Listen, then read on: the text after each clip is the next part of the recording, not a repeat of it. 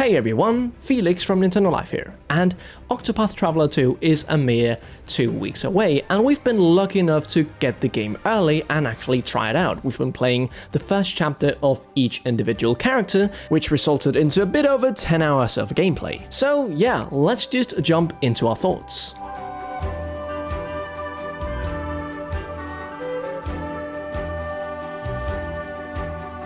Not every sequel needs to reinvent the wheel. Sometimes a simple refinement does the job just fine. For every game that mixes things up like Breath of the Wild, there's another like A Link Between Worlds that takes a more subtly interactive approach to the standard formula. After playing through the first hours of Octopath Traveler 2, it's quite clear to us that Square Enix's last HD 2D project is more in line with the latter. Everything you loved about 2018's original Octopath Traveler is here and arguably better than ever, while some of the things that you didn't like about it may have been tweaked or adjusted.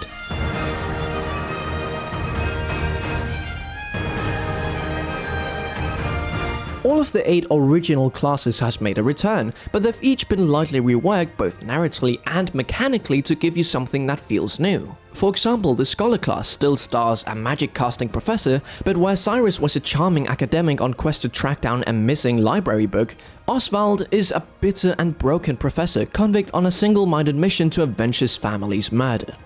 Here and there you can see some similarities between the two, but Oswald is a whole different beast. Such similarities and differences further extend to the skill each class uses. Agnea the Dancer, for example, can still use most of the same buffs that made Primrose such a potent support member, but new skills like the ability to move another team member's action up in the timeline give her some interesting and new strategic utility. Meanwhile, the story remains largely decentralized, and we're curious to see how the fanbase reacts to this unique structure for its second time around. The developers has gone to noticeable efforts to build a greater sense of party cohesion and introduce more organic and plentiful instances of party interaction. Yet, this is still very much a braided narrative about 8 individuals pursuing their own agendas and plotlines. Based on what we've seen so far, it feels like this kind of storytelling is working well, and that the plots are generally more engaging than they were in the previous entry. But bear in mind that we are also huge fans of the polarizing story of the original game. At minimum, we expect people to be just as split over Octopath Traveler 2's narrative as they were with the first.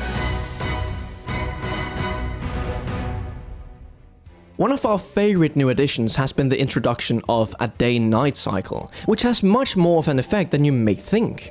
Some environments will change dramatically between the two, such as quiet ruins along the path of a country road turning into a bustling black market when night falls. The day and night changes affect battles too, with stronger enemies coming out once the sun sets, making grinding easier, while some of your travelers receive helpful passive buffs that only trigger during nighttime.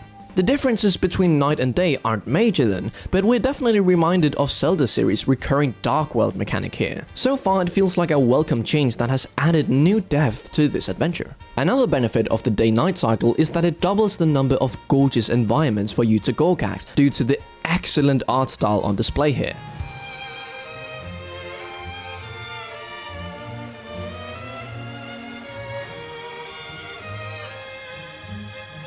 The first Octopath Traveler was quite the looker when it came out, but this new release clearly reflects all the lessons that Square has learned through the development of other HD 2D titles in the interim of the manufacturing of this technology.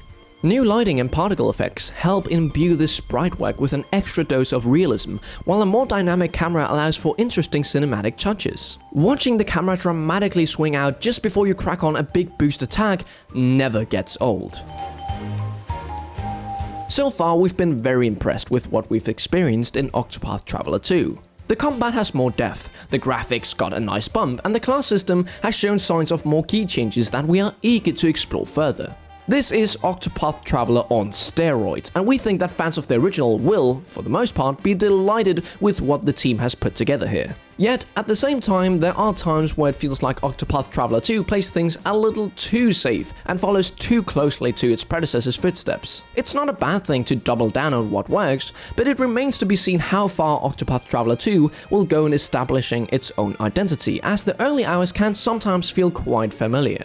At any rate, Octopath Traveler 2 is at least comparable to the original in terms of production quality. It seems like it's generally better at doing what the original game set out to do, but we'll share our final judgment on that front with you soon enough. And that wraps up Mitch's words perfectly. Like, I agree with basically everything he has to say here.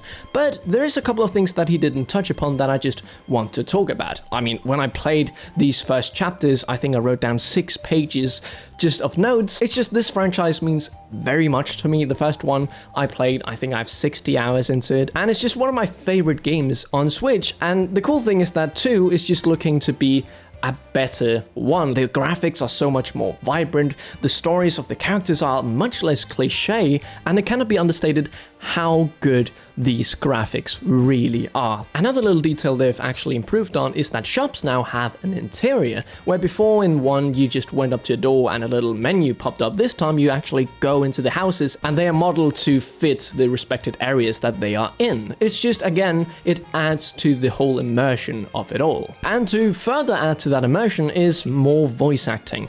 Almost every cutscene is voice acted. It's such a big step up from 1. I mean, 1 was voice acted to an extent, but I felt a lot of the time they went the part where they just, voice act the first part of the sentence, and this could have been due to multiple reasons. But man, the gameplay of Octopath is just so good. Normally I don't like turn-based combat and random encounters that much, but Octopath have struck a chord here. You can either go the short route, where you'll maybe encounter one monster, or you can go a long route to get a chest, where you maybe get an extra random encounter. And I just find it really satisfying finding these hidden passages to find these chests. And then when a battle eventually happens, the break and boost system is, it's just so fun to battle. I'm not gonna go into the details, we'll do that in the review, but the battling is just really, really good. And another good thing that I want to end my personal thoughts on is the music. It's the same composer, so you would expect it to be on par with the first one, and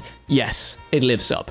The main theme is the same one as 1, but much more epic and big, and you just want to go on this big adventure across 2 continents. But also the new tracks are really, really good. My favorite being the one in the city. It goes like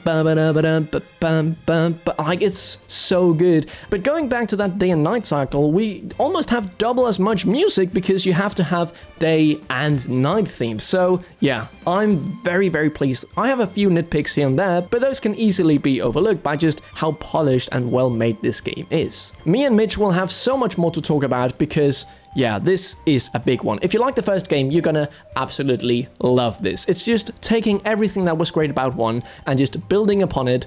It's just absolutely perfect in my opinion. Stay safe, play some Octopath Traveler 1 while you wait for 2, and I'll see you in the next one. Felix from Nintendo Life, out.